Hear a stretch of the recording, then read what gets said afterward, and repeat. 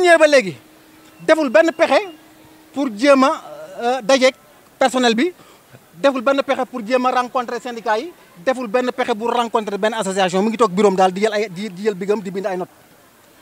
Première tentative bi mu def mooy dafa ñëw ne restaurant bi nga xamante ni moo nekk ci centre de santé bi nga xam ne moromam moo ko fi defoon moromu médecin moo ko fi defoon pour jàppale personnel bi mu ñëw ne li CDS bi di joxe muy 24000 par personne da koy dindi parce que loolu mën naa tabax morgue ñun soxlawuñu morgue parce que fii kenn ñun xanaa dafa ñëw pour rey waa Thiès ñun dañu bëgg dund moom mu ñëw ne dafay dindi loolu. beneen bi mooy li ñu gën a nag merloo mooy le 22 novembre dafa xëy toog bureau nommé benn responsable boo xamante ni mooy responsable bi jiree bi diriger bureau éducation pour la santé.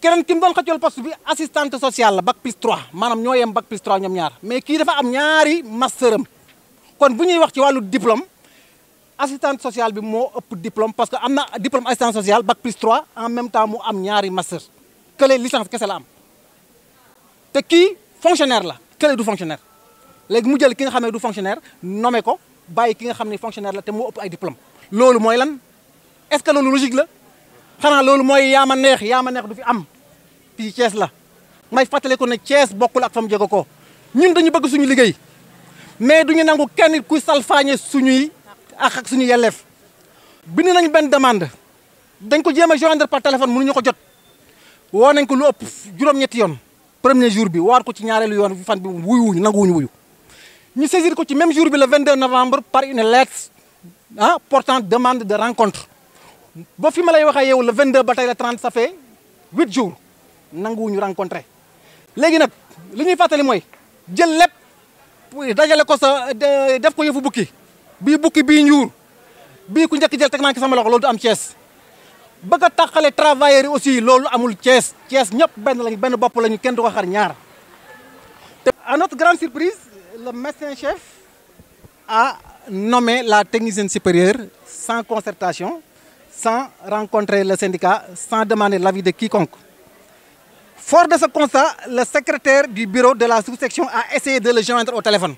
Il ne voulait pas prendre son téléphone. On a échangé quelques SMS aussi, mais en vain. Une demande de rencontre et une lettre de protestation ont été déposées sur la table avec ampliation au préfet et au MCR, mais sans succès. Donc nous nous posons la question, où est la logique dans tout ça? Le sectarisme, voire le nombrilisme de l'aventurier médecin qui se dit syndicaliste ne saurait prospérer ni dans l'intimidation, ni dans la délation. Il est plutôt attendu dans la supervision, la formation, l'encadrement, la bonne gouvernance et la gestion démocratique du personnel. Par conséquent, tous les militants et militantes du CISAS épris de justice sont là aujourd'hui en sitting pour protester contre les agissements du nouveau MCD. Nous regrettons fermement et nous fustigeons avec la dernière énergie l'attitude indigne d'un travailleur qui se dit syndicaliste.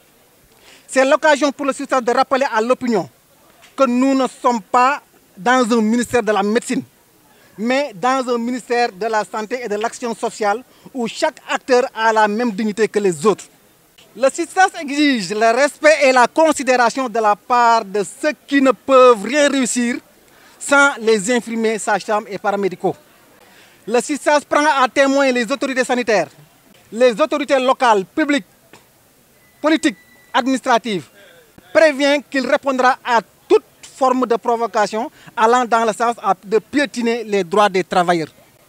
Le CISAS qui n'acceptera jamais que la légalité organisationnelle et le fonctionnement du district sanitaire soient pris en otage par des lobbies, prend à témoin toute la population thiessoise au service de laquelle ces militants se sacrifient nuit et jour. En effet, nous condamnons fermement avec la plus grande énergie cette pratique machiavélique qui est bannie suite à de longues luttes syndicales. Nous protestons contre le népotisme. Le népotisme ne passera pas. Nous protestons contre cette nomination injuste et qui ne répond guère à aucun principe de la gestion démocratique du personnel. Nous réquisons rigoureusement la dame nommée injustement à ce poste. Je rappelle aussi que nous n'avons aucun différend avec la dame. Nous demandons l'annulation pure et simple de cette nomination. Nous exigeons une rencontre entre le MCD et le bureau qui nous a refusé, syndicat qui a déposé une demande depuis le 22 novembre sans succès. Et nous exigeons la convocation de la commission de redéploiement dans les plus brefs délais. Bref, je tiens à préciser qu'il n'y a pas de rivalité, c'est bien à préciser, entre médecins et paramédicaux. Nous, SUTSAS paramédicaux, nous revendiquons nos droits les plus primaires par un syndicalisme prêt à se défendre et non pour être défendu. Tant pis pour ceux qui n'auront pas compris que nous sommes à l'ère des 3D. La décentralisation, la démédicalisation et la démocratisation. Cependant, je vous remercie pour votre aimable attention.